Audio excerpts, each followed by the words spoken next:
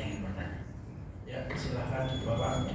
Mungkin agak maju lagi aja ya, biar lebih rencana. Ada mic atasnya, ada Bapak. Kita insyaallah ya.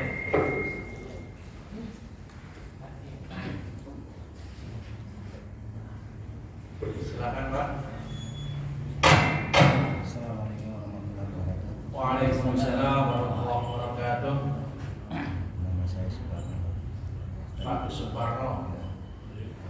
Ini kaitan dengan perbincangan NU Muhammadiyah menetapkan puasa Ramadan Lebaran.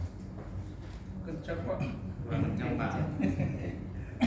Perbedaan NU Muhammadiyah dalam menetapkan Ramadan dan Lebaran. Ya, sengaja. Untuk memahami, mungkin banyak orang yang nggak paham kenapa bisa beda kan gitu. Makanya dasarnya yang beda. Kalau NU dan pemerintah kan ormas lain kan tadinya tiga derajat ya. Ya. Sekarang karena gabungan dengan 4 negara pada negara Pak. 4 derajat. Nah, Jangan Muhammadiyah itu kan jangankan 3 derajat, 1 derajat saja tidak masuk gitu. ya. Nah, NU, pemerintah dan orang lain kan bilang bisa. Saya juga bisa, misalnya besok terjadi tanggal 21 bulan Lebaran Muhammadiyah. Bisa ngikutin kayak Muhammadiyah, cuman sholatnya di atas jam 2 kan itu. Jam 2 kan artinya mendekati tanggal 22. Artinya tepatnya 22 aja jamnya. Sedangkan Muhammadiyah kan sholat jam 7 sampai ke tanggal 22 kan bedanya 11 jam. Dan untuk memahami supaya kita ibaratnya ikut mana sih yang benar gitu loh. Supaya nggak salah keyakinan gitu. Nggak salah persepsi gitu. Untuk pemahaman gitu. Sekian, assalamualaikum warahmatullahi wabarakatuh. Dalam kondisi begini ada dua yang Nabi suruh. Yang pertama, ketika perkara kebaikan, Nabi nyuruh istafti qalbak, minta fatwa kepada hatimu. Yang kedua, dan hadis lain juga, untuk tidak meninggalkan yang ragu-ragu. Selanjutnya motivasi yang kedua yaitu fas'alu ahla dzikri in kuntum la ta'lamun. Jadi tanya hati, kemudian setelah ditanya da'ma yuribuka ila ma la yuribuk, tinggalkan yang ragu-ragu untuk beralih kepada yang tidak ragu-ragu. Lalu penekanan yang kedua, fas'alu ahla dzikri, tanya sama yang ngerti. Fas'alu ahla dzikri ini mungkin kita sudah mengetahuinya. Sekarang kita tanya hati kita lagi deh. Kita ini biasanya Ramadan ikut yang mana? Yang udah berjalan kita ikut yang mana? Ada yang ikut, udah gampang ikut pemerintah deh. Pemerintah alatnya lebih canggih. Ada yang ikut, saya nggak ikut pemerintah, saya ikut Muhammadiyah. Ya kalau dalam atau pendapat yang hisab, ya boleh-boleh saja. Boleh-boleh saja. Yang berdalil harus lihat bulan karena konteks hadisnya itu ru'yati, dengan cara melihatnya. Ru'yat itu pakai apa? Pakai mata.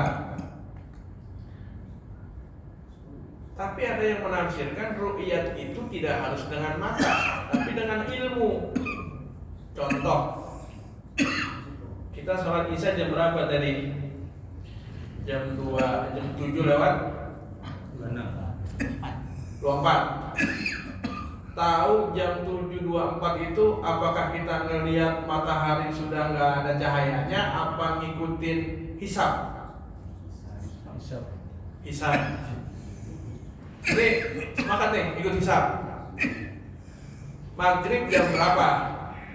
Jam 6 lewat 15. Jam 6.15 sudah pada buka puasa belum? Umpamanya lagi puasa. Buka.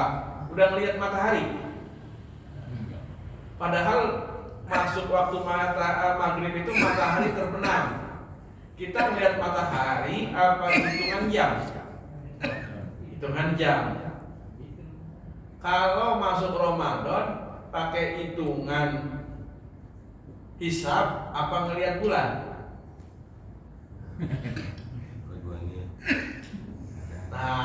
Nah ini teman-teman kita, saudara kita yang di Muhammadiyah menganalogikannya begitu. Kita ini masuk waktu zuhur asar itu nggak ngelihat matahari, patokannya jam. Hisab namanya, ilmu falak yang dipakai. Begitu masuk ke Ramadan, ilmu itu juga karena ru'yat. Itu pendapat kalau kita di Muhammadiyah. Sementara yang lain itu berpendapat ru'yatih, ngelihat bulan gitu. Nah itu jadi kalau titik temunya, sebenarnya titik temunya ini ya penetapan dari qadhi, kalau aturannya ya qadhi. Cuma karena Indonesia ini tidak memberikan penekanan khusus tentang agama, ya akhirnya ya membolehkan. Kalau sudah begitu, tinggal masyarakat saja yang kira-kira mau pakai yang mana, kira-kira begitu. Tidak menyalahkan. Dan juga jangan ngambil untung, ya. Ambil untung gimana? Ada yang sholat idnya hari Jumat, ada yang hari Sabtu. Ustaz sembahyang id ikut yang mana? Ya saya mana aja ini. Jumat ya, Jumat saya catat. Ustaz ikut ya sholat id, imamin. Sholatnya hari apa? Hari Sabtu. Sabtu ya? Ya udah. Dua-duanya di sholat. Ini nggak boleh cari untung, ya. Atau cari untungnya cari yang duluan. Puasa yang belakangan mana? Lebaran yang duluan diikutin. Nah itu cari untung juga. Ya apalagi puasa ya. Nah itu salah satu analoginya. Secara pribadi saya tidak bisa memberikan penekanan mana yang benar, mana yang salah, karena kalau bicara khilafiyah patokannya bukan itu. Ya ini menurut si A ya benar, menurut si B ya benar. Itu rekanannya. Kalau saya pribadi tidak memberikan rekanan, meskipun kalau saya ya pakai yang ngelihat, karena apa yang ngelihat itu ru'yat. Tetapi ru'yat tiap kampung kadang-kadang bisa beda juga. Di Betawi, di masyarakat Jakarta ini punya titik ru'yat yang dari zaman dulu di Cakung, kalau Jakarta Barat di Taman Kota Basmol itu kalau tahun 70-an, 80-an itu pokoknya dari info dari situ. Melihat udah bayang maghrib jalan ke kampung yang masih tahu. Sekarang masih berlaku. Dari pemerintah mau tanggal berapapun, ya kampung itu berdasarkan melihat. Tapi di Kembangan Taman Kota dengan di Cakung itu titiknya sudah mulai beda, dan kadang di sini kelihatan, di sini enggak. Nah, itu bicara ru'yat begitu patokannya. Kalau bicara ru'yat juga hitungan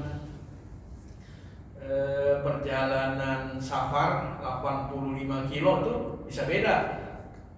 Jakarta, Bandung bisa beda ru'yatnya. Kalau bicara ru'yat secara fikih. Tapi kita ru'yatnya tetap memperluas. Jakarta nggak kelihatan. Kemudian Surabaya ngelihat. Kalau hitungan fikih Syafi'i dengan kitab Turas atau kitab-kitab klasik itu nggak bisa. Surabaya puasa, Jakarta nggak kelihatan. Ribet lagi ya? Ribet lagi. Akhirnya dibuat umum, malah 4 negara sekarang. Nah, ini yang akhirnya diberikan toleransi demi toleransi. Karena agama kalau nggak ada toleransinya ribet, apalagi ibadah. Puasa nggak ada toleransinya bingung. Suntik gimana? Halal apa? Batal apa enggak tuh? Zaman Nabi nggak ada. Ya. Yang pergi haji Mina tuh segitu doang tuh luasnya. Kalau dimuatin semua paling 3-4 juta. Waduh nggak nampung, akhirnya dibuat Mina jadi gitu kan. Lontar, jumroh, dibikin berapa lantai sekarang? 4. Aman, nggak ada yang tabrakan lagi. Zaman Nabi nggak ada itu. Nah itulah toleransinya lagi dalam hal ibadah. Itu salah satu contoh. Allah a'lam. Silakan. Jadi begitu Pak, kira-kira.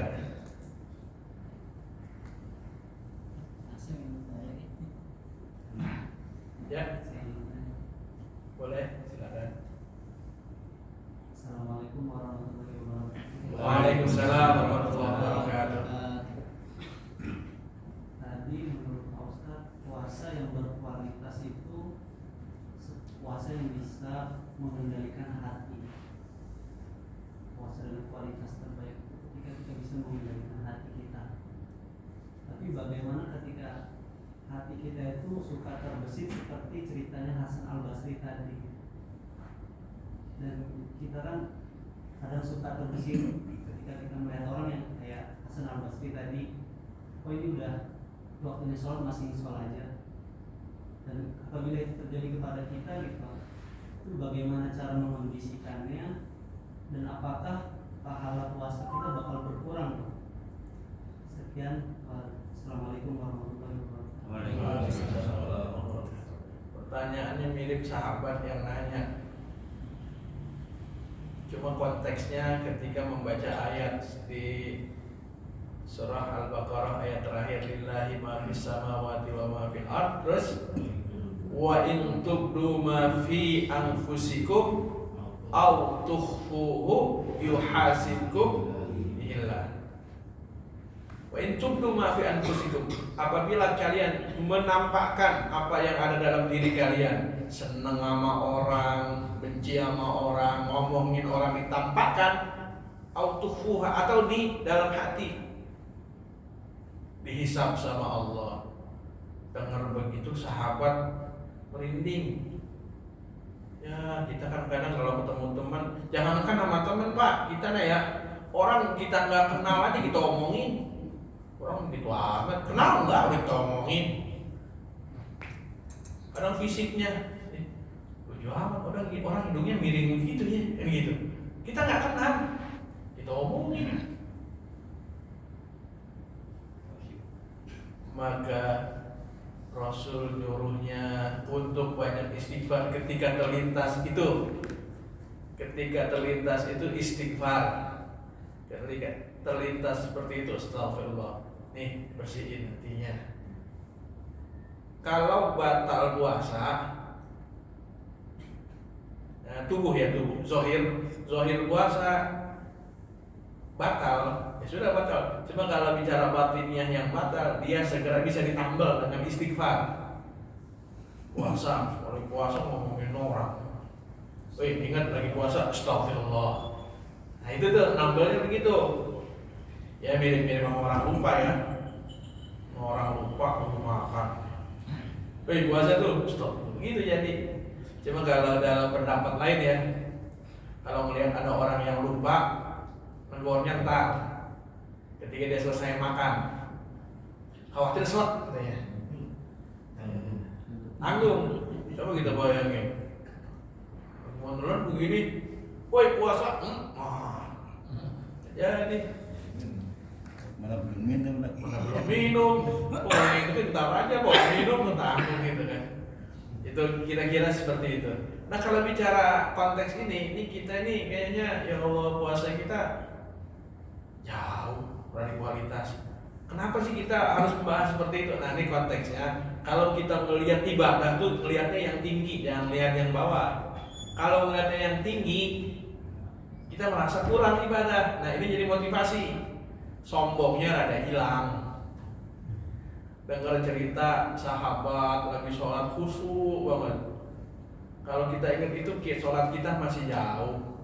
Cuma kalau kita ngelihat hitungannya ke bawah, masih untung saya masih sholat. Oh yang lain nggak sholat tuh, lihat tuh. Maghrib masih pada di jalan, sholat enggak. Masih mending saya. Timbul sombong kan begitu. Maka ketika dikasih lihat yang tinggi, supaya meredam ego kita, meredam kesombongan kita. Tapi bukan berarti ya sholat saya gak ada apa-apanya, bukan. Tujuannya itu untuk terus berpacu lebih tinggi. Jangan dibalik ya. Orang sholat belum khusyuk, ngapain lu sholat, khusyuk belum, udah sholat lu kan salah juga, bukan begitu polanya ya. Allah. Baik, silakan. Waalaikumsalam, silakan Pak. Saya balik ke ruqyah tadi Pak. Oh, kita memang kadang-kadang pemerintah melihatnya itu di Aceh, tapi padahal kan kita sampai ke Irian ininya. Jadi ditetapkan mulai puasa sampai ke Irian kan, padahal beda waktu aja 2 jam. iya 2 jam. Itu bagaimana ininya Pak? Kenapa nggak ditetapkan di tengah gitu, terus di tengah yang lihat, jadi toleransinya ke Aceh sama ke Irian sama gitu. Baik, ini memang yang unik ya. Zaman Nabi pernah kejadian itu. Di masyarakat yang agak jauh waktu itu di Yaman. Terus orang Yaman datang ke Madinah, ngobrol lah bahasa kita. Di sana puasa hari apa? Oh, hari Rebo. Di sini Kamis. Gitu. Beda matlak kalau dalam fikihnya. Beda matlak. Kalau beda matlak ya boleh beda. Karena Indonesia tadi jauh-jauhan. Maka toleransi yang dibuat ini sebenarnya ijtihad ini Pak.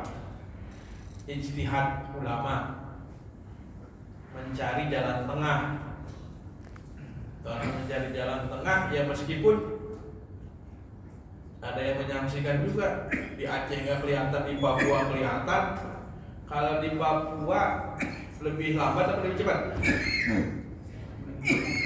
Lebih lambat ya. Kalau hitungan lebih lambat itu biasanya terbenamnya belakangan. Kalau terbenamnya belakangan, konsekuensinya terbenamnya belakangan bisa jadi bulan udah kelihatan naik tuh 0,5 derajat. Maka Indonesia dengan Saudi yang beda 4 jam itu kadang Indonesia lebih dulu karena di Saudi itu tenggelamnya belakangan beda 4 jam. Efeknya derajatnya bisa sampai 0,5 atau 1 derajat, itu berpengaruh. Yang diambil pemerintah itu ijtihadiyah, menggabungkan hisab dan ruqyah dan menggabungkan semua yang melihat. Bahkan mudah-mudahan sih nggak ada ini ya, nggak ada unsur konspirasi, nggak ada insyaallah, mudah-mudahan nggak ada istilah pokoknya harus tanggal sekian. Ya patokannya kalau ada yang melihat terpercaya, hadisnya begitu. Hadisnya di zaman Nabi ini ada orang Baduy ya yang melihat. Nabi lagi puasa Ramadan kemarin ada yang lihat. Siapa yang melihat? Orang Baduy. Nabi nanya, apakah engkau bersyahadat asyhadu an la ilaha illallah? Engkau bersaksi tiada Tuhan selain Allah? Na'am. Wa tashhadu anna Muhammadar Rasulullah? Engkau bersaksi Nabi Muhammad utusan Allah? Ya. Maka kesaksiannya diterima. Itulah tuh simpel. Orang Baduy melihat bulan. Saya lihat. Dan orang percaya ini orang ahli dalam ru'yah. Oh, ini dipercaya gitu. Ada juga yang nggak dipercaya, bukan nggak dipercaya karena ilmunya, karena fisiknya. Siapa itu? Anas bin Malik. Bukan nggak percaya, orang ragu. Anas bin Malik itu sahabat yang didoakan oleh Nabi, umurnya panjang, anaknya banyak. Anaknya sampai 100. Sampai 100. Ya berapa istri kita nggak tahu ya. Cuma dalam syariat kan 4 kalau dia mau nambah yang keempat bisa dulu baru nambah lagi. Nah umurnya sampai 100 kan namanya orang sudah usia nambah, alis itu kadang ada yang lebih panjang ya. Lihat bulan, alisnya putih, lihat tuh bulan tuh di situ. Sahabat lain dan ulama lain melihat, wah ada itu bulan kelihatan. Gimana kita nggak ada yang lihat, ada yang deketin. Ya sahabat Rasul mohon izin benerin. Coba lihat lagi, iya nggak ada, faktor umum. Dan ngelihat bulan itu pakai ilmu titiknya di mana. Ada yang memang lintasan planet yang lain kan juga kelihatan tuh. Ada yang memang pas hilal itu kelihatan sebentar kemudian terbenam lagi. Itu dalam ilmu falak agak perlu lebih teliti posisinya di mana. Aku melihat bulan cuma posisinya di sini, nggak pas, harusnya di sini. Itu diantaranya. Jadi ilmu hisab itu sebagai acuan juga. Kelihatannya di mana jadi acuan. Di masyarakat yang bercampur ini memang agak sedikit canggung. Contoh, orang yang dari Jakarta pulang kampung ke Jogja itu kadang canggung itu. Karena Jogja mayoritas Muhammadiyah. Begitu dia lebaran, gimana ini? Itu serah dia pakai yang mana. Atau dia punya keyakinan yang berbeda dengan keyakinan yang masyarakat sekitar. Meskipun dalam konteks sejarah, dalam sejarah itu nggak ada yang beda dalam menentukan. Pokoknya kalau udah ngeliat terlihat semua. Ada yang bilang satu orang oke ngelihat jadi. Cuma dalam kehidupan sekarang banyak ulama yang berijtihad, akhirnya ya macam-macam dah pola ibadah dan penentuan. Hikmahnya ya. Nabi kan nyuruh kita nyari malam Lailatul Qadar di malam keberapa? Anjir.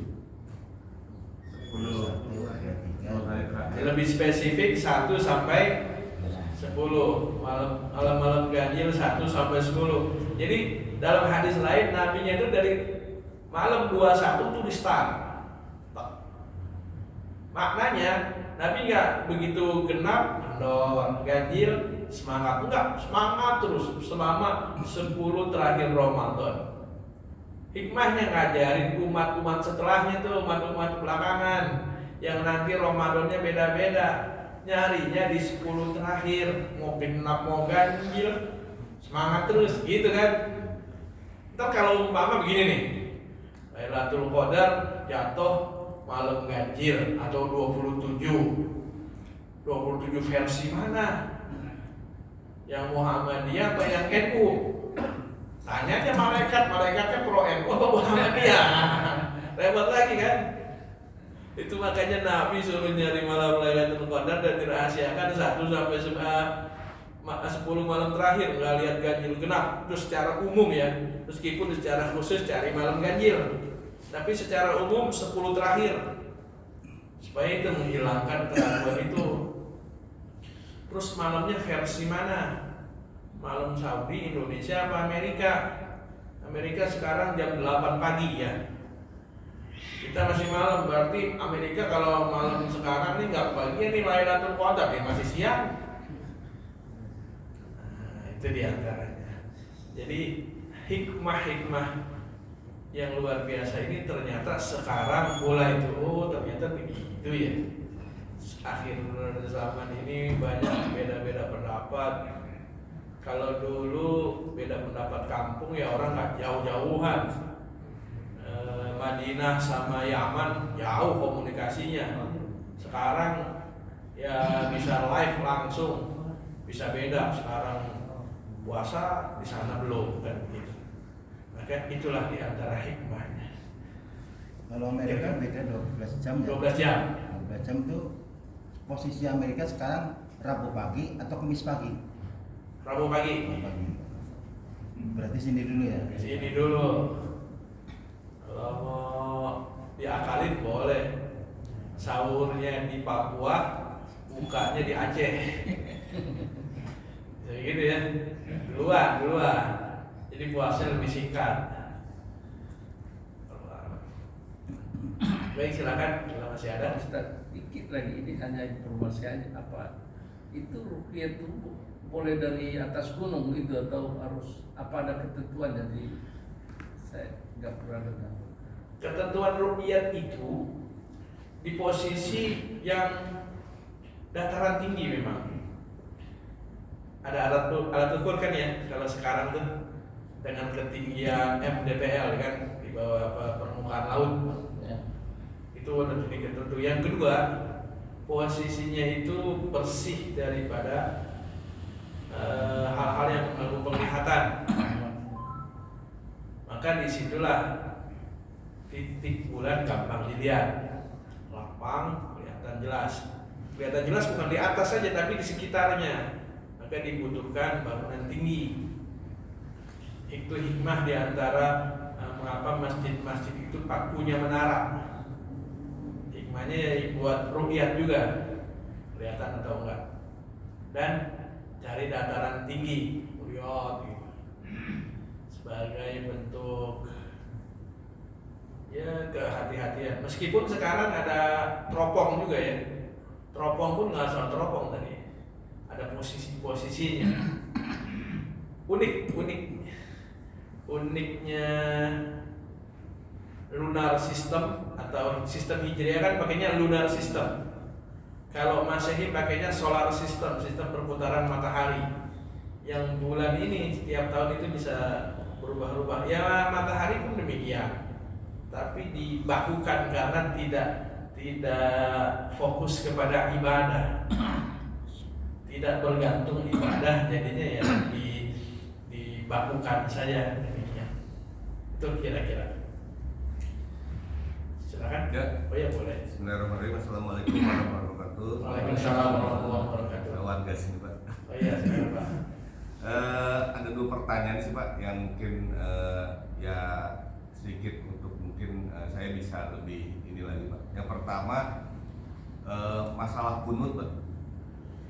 Itu kunut itu menurut mazhab itu kalau memang diikutin kunut berarti kan misalkan Syafi'i sama dua mazhab ya kalau yang kunut ya Pak ya. Berarti kan harus menyesuaikan dengan bacaan tadi, misalkan bismillahnya disirkan gitu loh. Mau satu paket atau bisa kita ambil yang salah satu mazhab ini yang kunut tapi ininya nggak disirkan gitu, dijaharkan. Itu satu. Yang kedua ada pernah saya dengar ini Pak, ini Pak Ustadz, ada Habib yang mengatakan katanya ada sunnah Nabi yang bilangnya kalau udah makan itu jangan langsung minum, tahan dulu 30 menit. Itu bisa menyembuhkan segala penyakit. Ya kita secara teorinya secara ininya masih bingung juga kalau kita habis makan kan pasti biasanya langsung minum gitu. Mungkin bisa ada penjelasannya. Makasih. Pertama, kalau ibadah, gini, kita kembali ke konsep awal ya, konsep madhab. Konsep madhab itu ada setelah zaman tabi'in, zaman sahabat itu ngikutin sahabat. Terkadang antara Ibnu Mas'ud, Ibnu Abbas, Ibnu Umar itu bisa beda. Eranya berganti kepada tabi'in. Karena era tabi'in, era sudah pembukuan, maka dibuat buku atau catatan khusus. Nah, disinilah mulai jadi panduan. Yang kalau ini sama-sama kita sudah bisa memahami, oh mereka semuanya punya dalil, gitu kan? Semuanya punya dalil, kita sepakat itu. Meskipun terkadang yang satu menyatakan dalil ini lemah, sementara yang satu menyatakan dalil ini kuat. Hadis pun demikian. Kadang ada yang menyebut ini dhaif, ada yang tidak menyebut ini hasan. Itu dalam hadis tuh. Hadis pun bisa beda. Nah, yang jadi persoalan ketika hukum ini diambil yang gampang-gampang. Atau dalam istilah fikihnya talfik. Talfik itu mencampur adukan pendapat. Etikanya itu satu paket. Kalau dia mau pakai kunut cara Imam Syafi'i, maka dari awal sholat dia Syafi'i. Itu etikanya.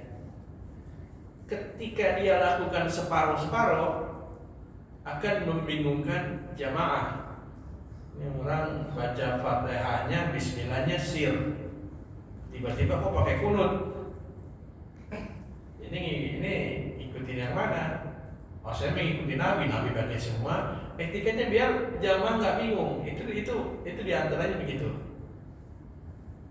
Dan Nabi sering menegur ya hadisnya ya, orang-orang atau imam yang membuat jamaah bingung. Ada yang jamaah bingung karena sholatnya kepanjangan, ditegur. Ada yang Nabi tegur karena setiap rakaat bacanya kulhu, habis kulhu baru dibaca surah lain. Kulhu mulu, ini tekor sama apa? Sama jamaah. Tekornya ke Nabi, nanyanya ke Nabi ini boleh nggak tuh? Masa imam gitu sembahyang kulhu mulu? Coba kulhunya sahabat beda sama kita. Kalau kulhunya kita ya emang kulhu beneran. Sahabat tuh habis kulhu kadang dia baca surah Al-Munafiqun. Kita habis kulhu habis ya. Ditegur. Nah, supaya jamaah nggak bingung. Ini kalau ini diterapkan, dikhawatirkan agama diambil yang berantakan. Ini ini yang sisi khawatirnya ya. Kalau bicara keabsahan sih bisa sah ya, tapi dikhawatirkan mencampur adukan hukum. Yang paling fatal itu dalam hal pernikahan umpama ya. Ya dia ngambil hukum, ada yang saksi itu nggak wajib, ya udah diambil itu.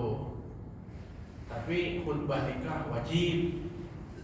Ada yang khutbah nikah nggak wajib, tapi saksi wajib. Ini khutbah nikah enggak, saksi juga enggak. Nah ini ngambilnya separuh-separuh ya. Ini bahaya. Ngambilnya separuh-separuh. Ya meskipun boleh, tapi tidak etis. Meskipun boleh, tapi tidak etis. Bahkan pendapat yang lain itu ada yang melarang karena membuat bingung umat. Contoh selanjutnya ketika bacaan Al-Quran. Nah ini yang unik nih. Al-Quran itu jumlah ayatnya berapa? 6.236. Pendapat Imam Asim, tapi pendapat imam yang lain gak segitu jumlahnya. Ada 4-5 pendapat imam tentang jumlah ayat Al-Quran. Al-Quran ternyata jumlah ayatnya beda-beda. Gimana itu? Setuju apa enggak dengan pendapat ini?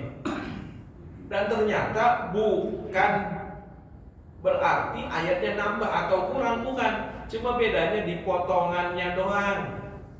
Ada yang 2 ayat dibikin jadi 1 gitu lah. Ayatnya sama. Dari Fatihah sampai An-Nas itu bacaan nggak berubah, tapi potongannya doang berubah. Ada juga ternyata yang beberapa harokatnya berubah, tapi maknanya tidak memiliki perubahan yang signifikan. Itu kita kenal dengan qiraah sab'ah. Kalau sudah bicaranya luas seperti itu, maka masyarakat jangan bicara yang pendapat-pendapat lain, udah satu aja.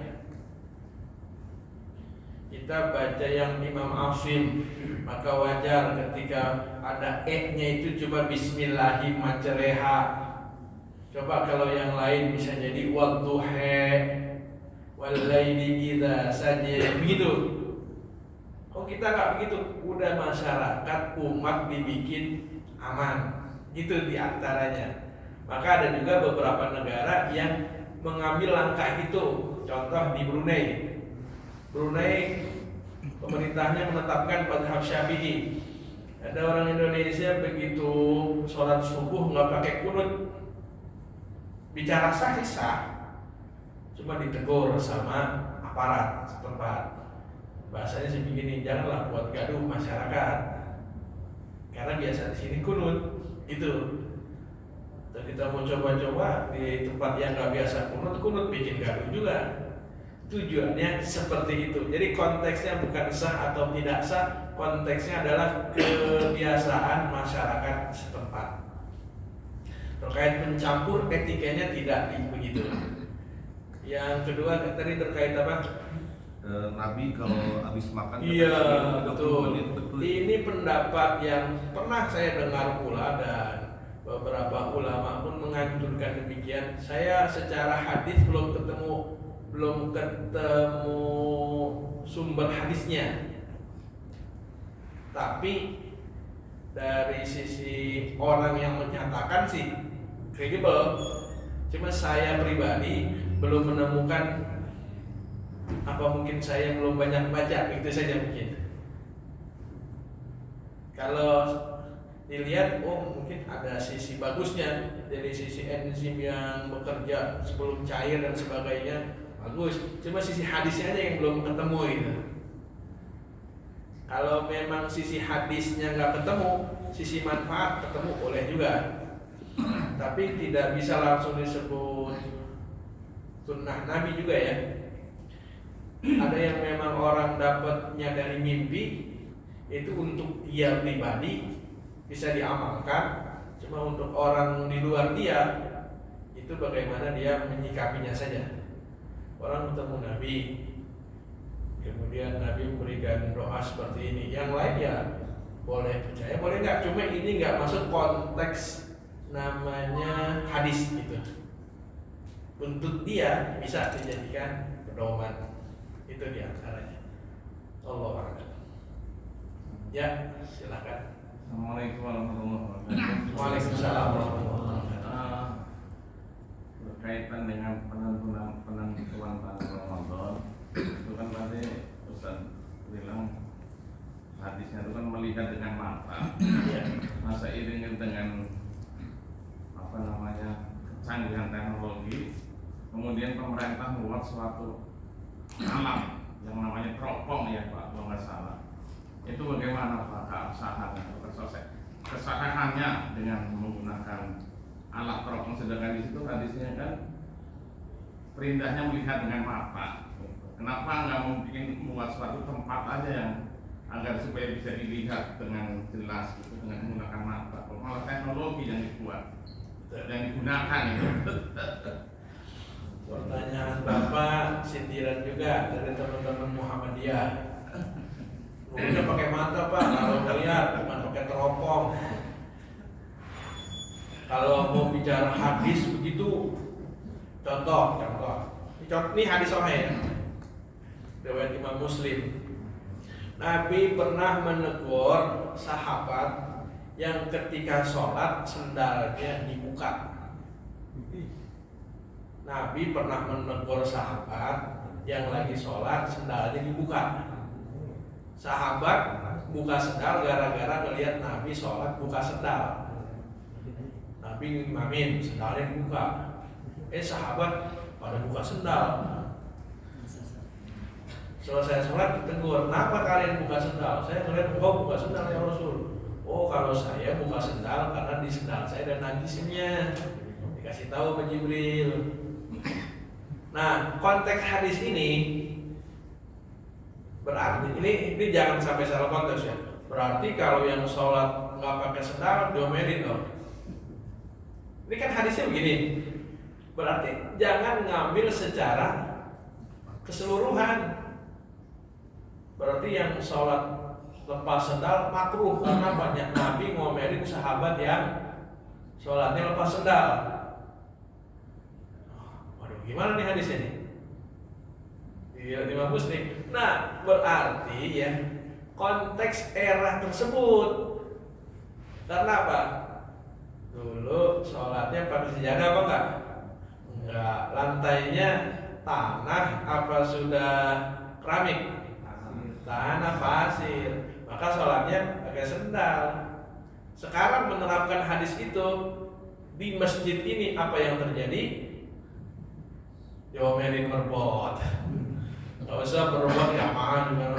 Mas sopan mas, itu batas suci ya, dibatasin lagi batas suci. Untung ada orang yang namanya suci masuk juga, kalau enggak ya kata suci ya. Jadi menerapkan hadis secara keseluruhan. Begitupun tadi liru'yati, sumu liru'yati, puasa karena melihat. Melihatnya zaman Nabi pakai mata, kok sekarang nggak pakai mata, pakai alat. Nah, makna ru'yah itu meluas. Makanya tadi ada yang ru'yahnya pakai teropong, ada yang ru'yahnya pakai hitungan. Teropongnya pun sudah canggih pula ya. Tapi yang unik ya, yang unik ulama-ulama itu dalam hisab itu hitungannya nggak jauh beda dengan ahli astronomi. Padahal berarti hitungannya bulan, matahari itu dari zaman dulu udah canggih. Kayak perhitungan suku-suku yang di negara lain pun ada yang hitungnya perhitungan bulan dan sebagainya, itu udah canggih juga dan diakui oleh astronom sekarang. Cepat juga tuh 2 derajat. Oh iya 2 derajat begitu posisinya. Itu udah lama. Polanya tuh cepat gitu. Kembali bahwa pola itulah yang membuat berbeda, gara-gara beda pemahaman. Ya. Jadi salah satu titik di mana ulama itu beda pendapat, ia menafsirkan, cara menafsirkan. Ada yang batal wudu, ada yang nggak batal wudu bersentuhan dengan istri. Hadisnya sama, tapi penafsirannya beda. Nabi mencium istrinya. Ada yang menganggap batal, ada yang enggak. Kok batal? Iya, bersentuhan kulit. Dalam pendapat Imam Syafi'i, Nabi nyium itu bukan kulit. Nah, dicari lagi dalilnya, sumber-sumbernya lebih luas lagi. Kok tahunya bukan kulit bagaimana? Oh, berdasarkan ini. Oh, tahunya kulit ini. Rinciannya seperti itu. Oh, jadi punya ketentuan juga. Orang puasa nyium istri batal apa enggak? Istri sendiri, bukan istri orang. Istri orang nggak jelas batal ya.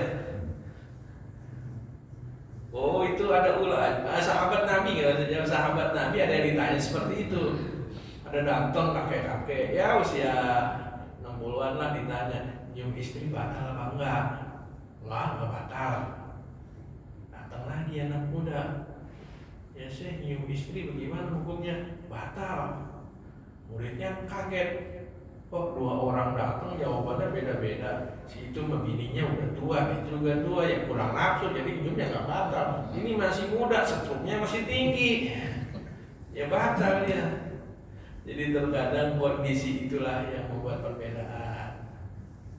Tinggal kita yang belum rapi-rapi melihat perbedaan itu, karena memang perbedaan dilegalkan, ya harus lebih legowo deh. Cuma seharusnya pun ada ketegasan ya, supaya masyarakat pun lebih tenang juga, dan nggak main salah-salahan lagi. Allah a'lam bishawab. Kira-kira itu yang dapat.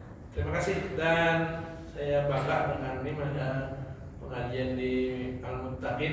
Tiap malam apa aja pengajian nih Pak? Rabu malam Kamis.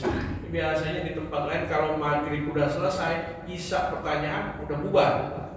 Tapi di sini alhamdulillah masih terus bertahan. Semoga Allah limpahkan rahmat dan ridhanya. Amin. Terima kasih. Assalamualaikum warahmatullahi wabarakatuh.